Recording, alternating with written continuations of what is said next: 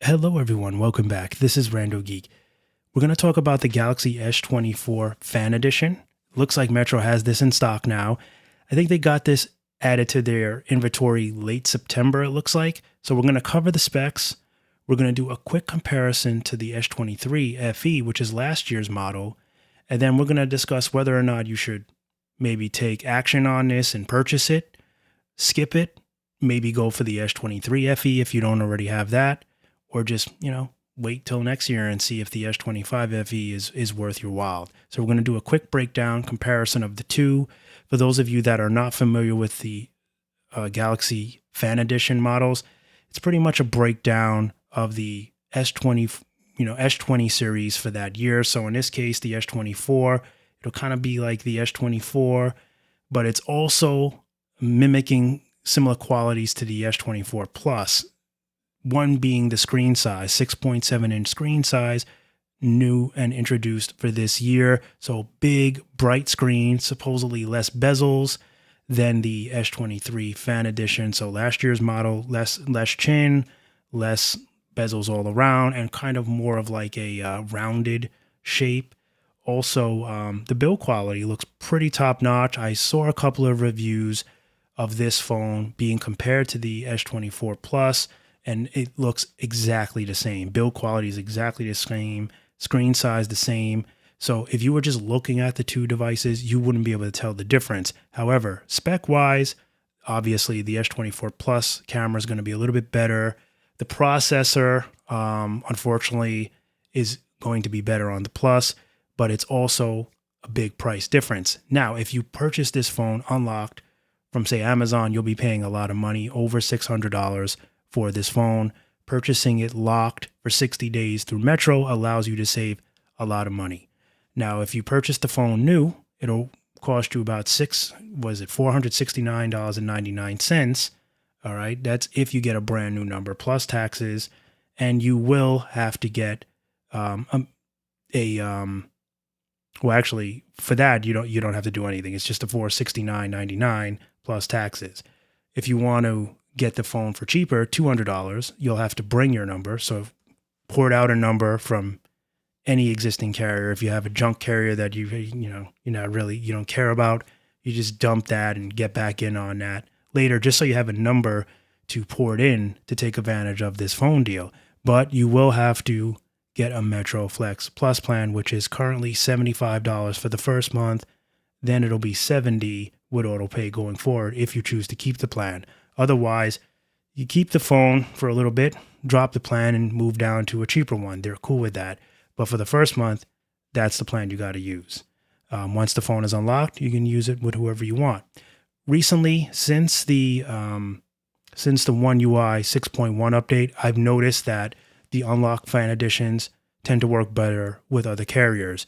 One issue before this update was when you would put a SIM, whether it was eSIM on the S23 FE or a physical SIM on the S21 FE, if you had, say, at&t and you were using 5G Plus, the icon would still show 5G UC being T-Mobile, which is what Metro operates under, T-Mobile's network. Same thing if you had Visible or Verizon, it would never show Visible UW or Verizon UW. It would just show 5G UC. With the 6.1 One UI update, that problem's gone. It now shows the proper logo. So if you're using 5G Plus, it will now show that. If you're now using 5G UW, it will now show that from Visible. So kudos for them finally updating that, because that was annoying. You want to see the icon matched with the carrier that you're using. So I just want to put that out there. If some of you are having that problem, make sure you have the 6.1 One UI update that can resolve that for you. It should. It resolved it for me. All right, so getting that out the way, $199 plus tax if you bring your number with the Metro Flex Plus plan. So we got the black color this year. Usually it was graphite. So that's new for this year. Memory is 128 gigabytes. 6.7-inch screen. It's not listed here, but that's what size you're getting. Oh, actually, it does say it right here. 6.7 Full HD Dynamic AMOLED 2 times display. So the screen is the big thing for this year. You're getting a much bigger screen, brighter.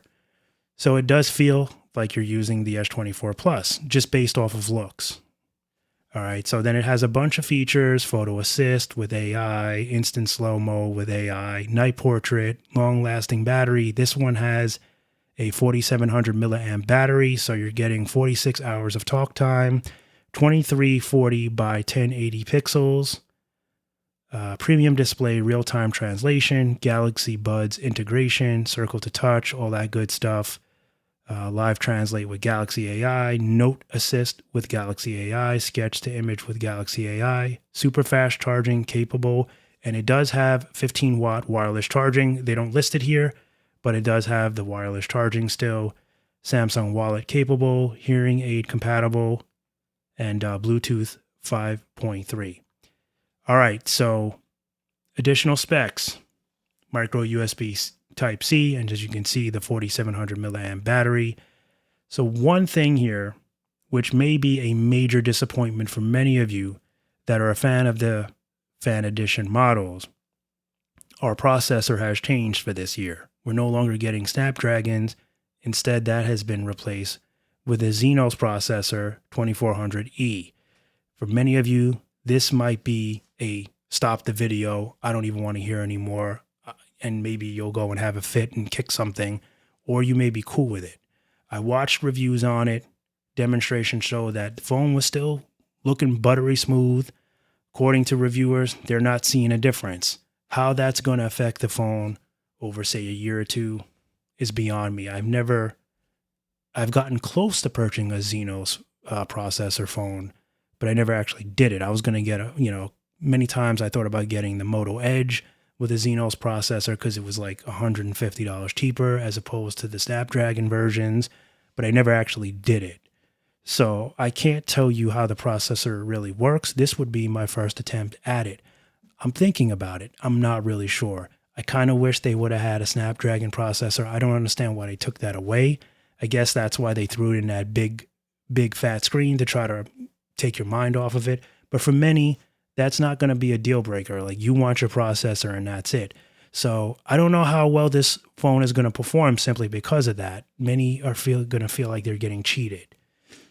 So to each his own, right? Something to think about. I'm still not sure what to do. We have 8 gigs of RAM. We have mobile hotspot capable. We have all of our frequencies, all that stuff there. So all that is pretty much cut and dry there. All right, now we're going to take a look at last year's model, the S23 FE. So currently the price is $250. Phone is not in stock. One thing I will tell you is this phone has never really been in stock. Very little. If you see it in stock, you better get it fast. And I'm talking about online. You might be able to get it from a store, but as far as online, it's always been sold out. Many people have been looking to take advantage of this phone ever since it dropped through Metro, and I spent months waiting for it. I finally caught it last May, but I had to wait like 3 months for it to actually be available. I was going to get it from a store. I never did, but that's basically how it goes. So interesting enough, not in stock, brand new. Now it is half the price, right? This is half the price just about of what this phone is. This is $470. This is $250. If you bring your number, it's literally half the price, $100 versus $200. All right. Spec wise, you're getting graphite color. So they have the black for this year, which I like that they give you the black option. If you buy this phone unlocked or from another carrier, maybe on, through Amazon, you will have the option to get different colors. There's a few colors for this phone as well as this one here. All right. So spec-wise, cameras are about the same. You got a smaller battery here, though, because it's a little bit of a smaller phone. It's 6.4 Full HD Dynamic AMOLED 2 times. So that's where you're getting a little bit less talk time, about 9 hours less. So that's a difference. 4800 milliamp battery, super fast charging capable. And then you have, of course, that powerful Qualcomm Snapdragon 8 Gen 1, which is like the biggest thing here, right? that many of you may want that Snapdragon processor. And all this other stuff is pretty much the same here. So what's our biggest difference? We're losing the Snapdragon processor, but we're getting a bigger screen. Here, you're basically getting a little bit less of a battery. It's not going to probably really be that much. Of course, they exaggerate it and say there's going to be a 9-hour difference. We always know that not to believe that, right? Let's be real. Like, it's usually a lie. But this comes with wireless charging, all that good stuff. So I got to be honest, like, if you want the big screen, then the S24 FE model's for you.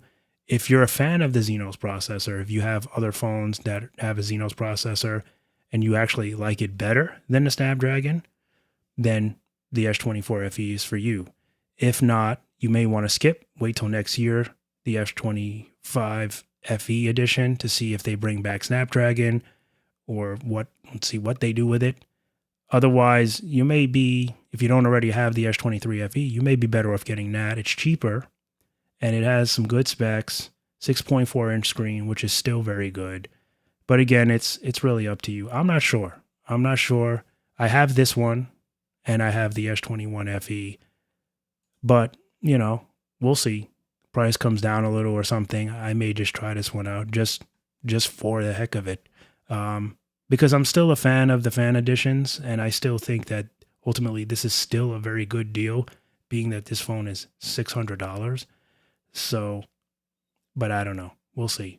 Anyway, I just wanted to break that down for you guys. Let me know what your thoughts are on this. Are you upset about the Snapdragon being taken away? I know many of you are. I am. I really wish they would have left it. That would have made this phone the bomb. Like with that dookie big 6.7, that the build quality looks just like the Plus. And if they would have had that Snapdragon, that would have been like, why not? How do you not get this? But, I don't know why they had to take it away. I don't understand why they do that. I know they're trying to cut costs here and there, but it kind of, defeats the purpose of why people want this phone. Like we already know the cameras aren't as good as the S24 Plus models. It's certainly not anywhere near as good as the Ultra. So why not just kind of leave the cameras the same and, they could have did a 6.6-inch or a 6.5-inch screen. They didn't have to do a 6.7. That would have been a little bit bigger. Or, I don't know, they could have tried to cut somewhere else, but not the processor. They could have did something else to maybe, get rid of some of this AI stuff. But that's all software based, so it doesn't really cost that much. It's just an update. So I don't know. Either way, they should have just left the Snapdragon, in my opinion. But what are you going to do? As always, thank you guys so much for stopping by and watching. We'll catch you in the next one. Bye for now.